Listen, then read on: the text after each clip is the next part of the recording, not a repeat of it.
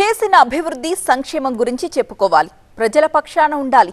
కానీ రాజకీయాల పేరిట హింసను ప్రోత్సహించడం సరికాదన్నారు వైసీపీ ఎంపీ మిథున్ రెడ్డి. సీఎం జగన్ పై జరిగిన దాడిని ప్రతి ఒక్కరూ ఖండించాలన్నారు. అయితే దాడి ఘటనను ఖండిస్తాం కానీ డ్రామాను కాదన్నారు టీడీపీ నేత సోమిరెడ్డి చంద్రమోహన్ రెడ్డి.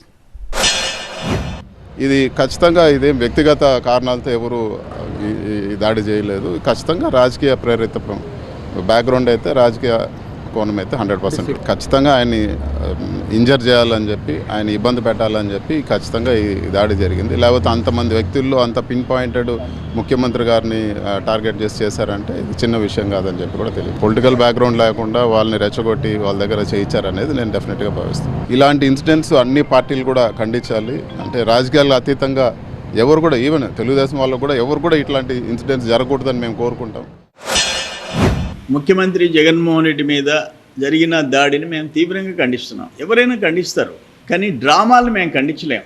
రాత్రి నుంచి ఇప్పటి వరకు ప్రతి క్షణం మంత్రులు చంద్రబాబు కుట్ర, ప్రతిపక్షాలు కుట్ర, ఇది ఏంది నాకు అసలు అర్థం కావటంలా.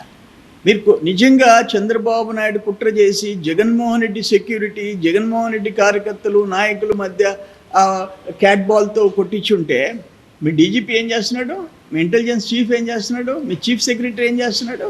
యాక్షన్ తీసుకోండి. ముందు ఒక ముఖ్యమంత్రిని ఒక మీటింగ్లో కాపాడలేని వాళ్ళు ఇంక ప్రజల్ని ఏం కాపాడతారు?